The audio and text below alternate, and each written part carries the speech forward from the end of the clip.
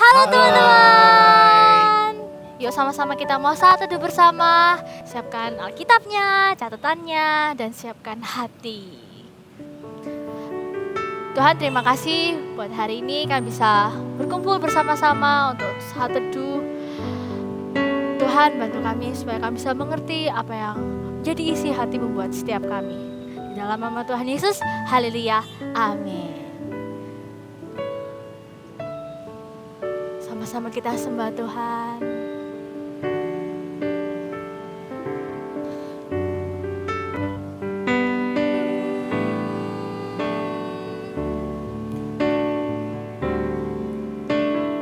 Better moment than within His presence.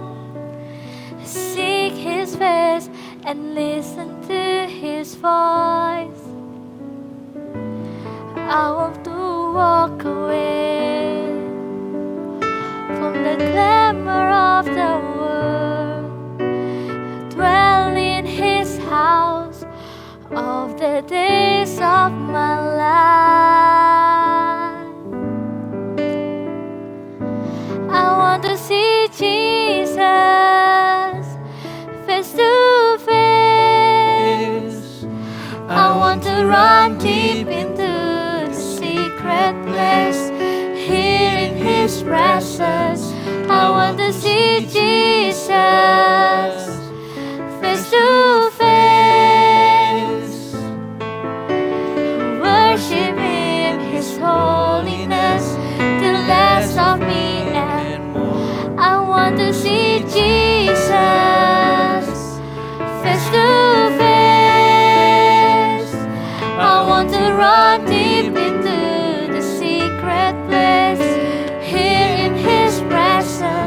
I want to see Jesus face to face.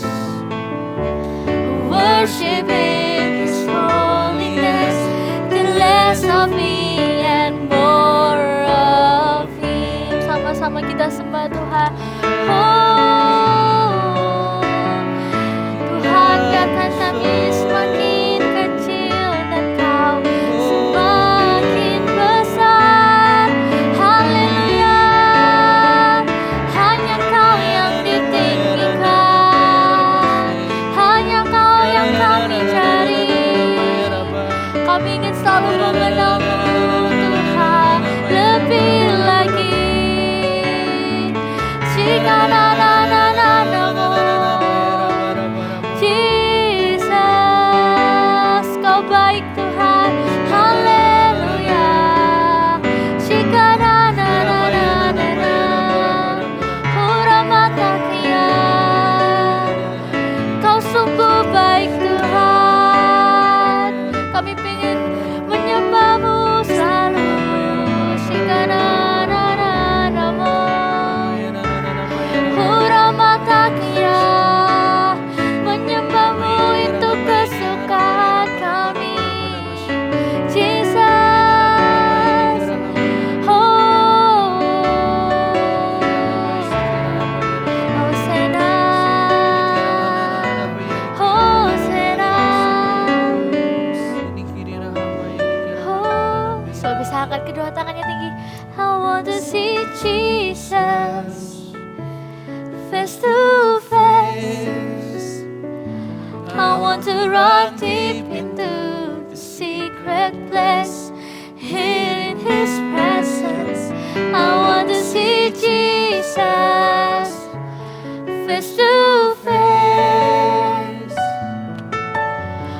Worship in His holiness, till less of me and more. I want to see Jesus face to face. I want to run deep into the secret place, here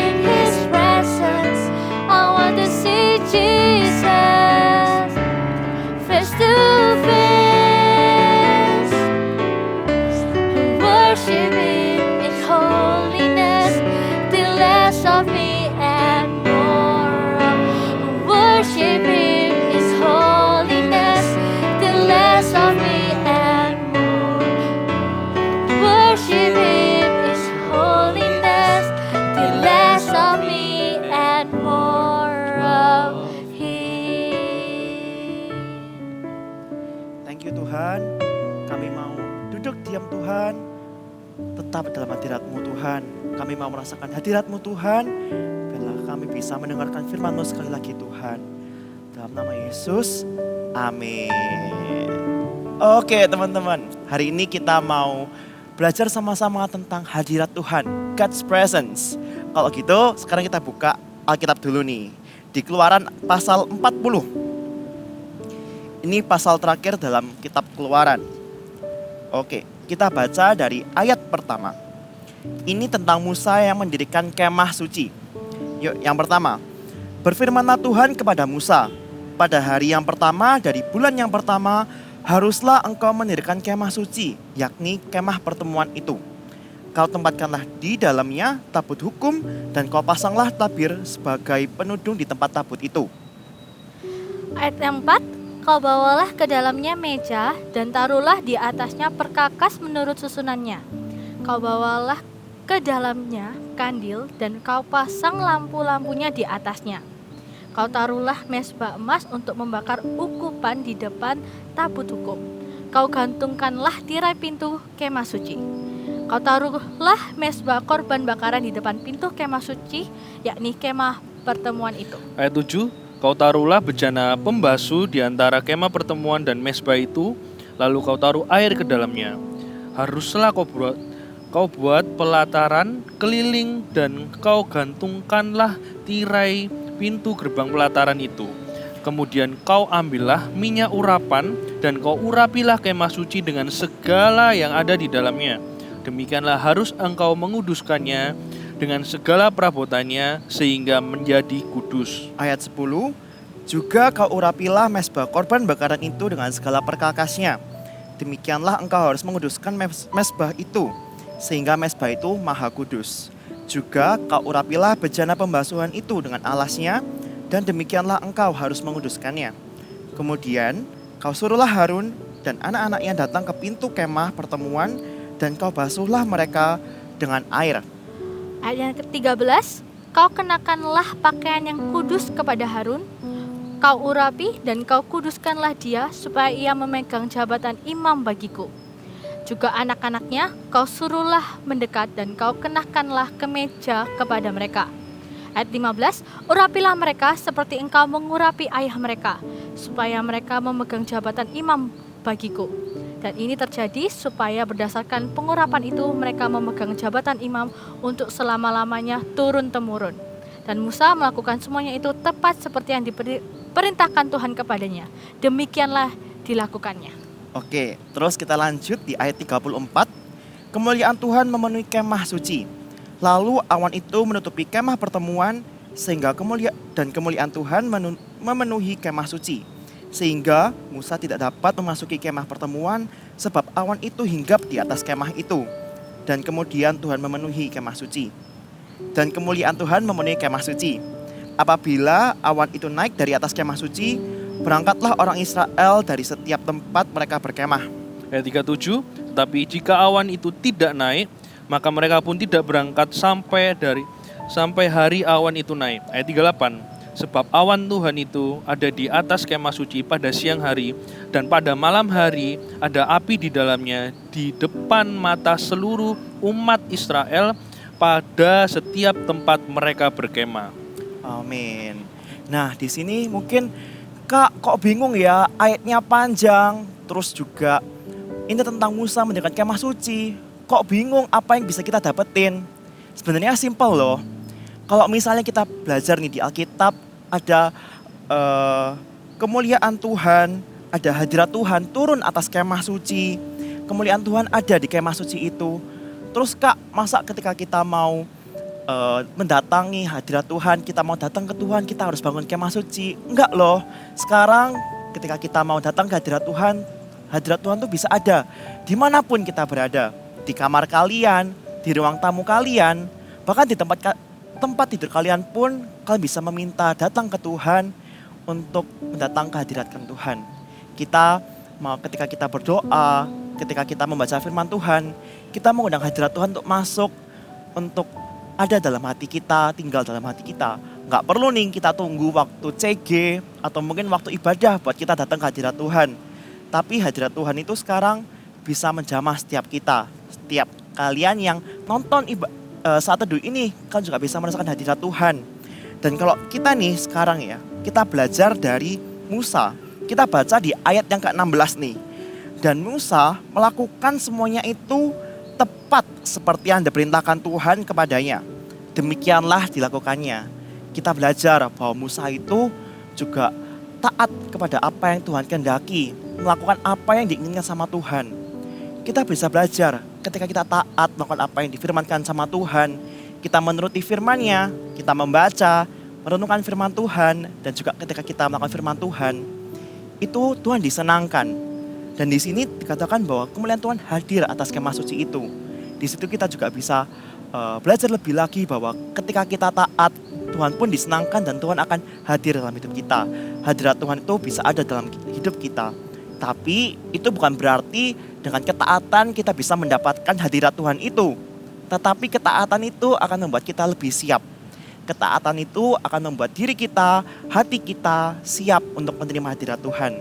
Karena ketika kita datang ke Tuhan, gak perlu kita harus serba kudus, kita gak berbuat dosa sama sekali. Tapi ketika kita dalam masa-masa terpuruk pun, ketika kita sedih, kita lagi marah, kita datang ke Tuhan pun juga akan menjamah kita. Hadirat Tuhan tuh bisa dimanapun kita berada dalam kondisi apapun. Tapi ketika kita taat sama Tuhan, kita melakukan apa yang jadi firman-Nya, apa yang dikehendakinya, itu akan membuat kita lebih siap. Hati kita bisa lebih terbuka kepada hadirat Tuhan, dan Tuhan pun akan lebih mudah untuk menjangkau kita. So, sekarang kita mau sama-sama berdoa. Kita mau sama-sama datang ke hadirat Tuhan. Kita nyanyi satu lagu ini ya. Hadirat-Mu memenuhiku, hadirat kudus-Mu penuhi bait-Mu, dan ku tersungkur menyembah-Mu. Yang ku nampak hanya kemuliaan-Mu. Sekali lagi. Hadirat-Mu memenuhiku, hadirat kudus-Mu penuhi bait-Mu, dan ku tersungkur menyembah-Mu. Yang ku nampak hanya kemuliaan-Mu. Yes Tuhan.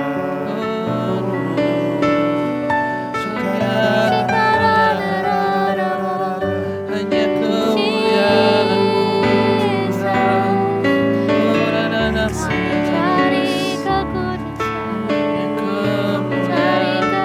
kehadirat-Mu. Thank you Tuhan. Ajar kami Tuhan untuk tetap diam dalam hadirat-Mu Tuhan.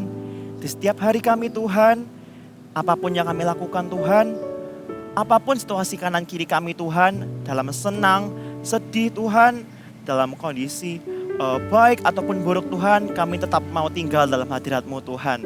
Thank you Tuhan, jagai kami selalu Tuhan, biar kami bisa hidup menurut kehendak-Mu. Dalam nama Tuhan Yesus, amin. Waktu sama ruang, termasuk mujizatnya. Buat kalian yang pingin didoakan sesuatu, atau ada yang kerinduan dalam hatimu, pingin didoakan, di bawah ini, deskripsi ini ada link permohonan doa. Kita kakak-kakak dan teman-teman seusia kalian mau doain kalian semua. Tulis aja, Tuhan pasti jawab dan pasti terjadi. Dan juga kalian kalau Kak, aku pingin lo punya komunitas yang seusiaku, yang seumurku, yang menyenangkan tapi ada kebenaran juga. Di bawah ini ada form untuk mendaftar CG Kids. CG Kids itu apa? Ya komunitas rohani yang seusia kalian. Tenang, di setiap kota, hampir setiap kota ada CG Kids. Pastikan kalian mendaftar, di link di bawah juga tulisannya daftar CG Kids. Tetap saat teduh setiap hari ya. Tuhan Yesus memberkati. Berikut adalah cara penggunaan aplikasi I Love My Bible. Masuk ke aplikasi GMS Church, di bagian Home akan muncul tampilan untuk aplikasi I Love My Bible. Klik pilihan bahasa jika Anda memiliki preferensi bahasa tertentu. Ada 2 pilihan bahasa yang disediakan, yaitu bahasa Indonesia atau bahasa Inggris. Pilih versi yang akan digunakan umum atau anak-anak. Untuk anak-anak ada 2 versi, yaitu Super Trooper untuk usia 3-9 tahun dan Voltage untuk usia 9-13 tahun. Klik pembacaan kitab mulai dari urutan kitab yang paling awal, yaitu kitab Kejadian. Pilih minggu pertama dan Anda dapat membaca sesuai urutan mulai dari pengetahuan tentang kitab, intro sebagai tema pengantar dalam 1 minggu, dan hari ke-1 sebagai menu pembacaan hari tersebut. Download template arah untuk Anda dapat membagikan ayat, rema, aplikasi, dan harapan yang Anda dapatkan dari pembacaan hari itu di media sosial. Jangan lupa centang checklist sebagai penanda bahwa Anda sudah menyelesaikan pembacaan kitab hari itu dan lanjutkan checklist sampai pembacaan selesai. I Love My Bible, baca Alkitab setiap hari.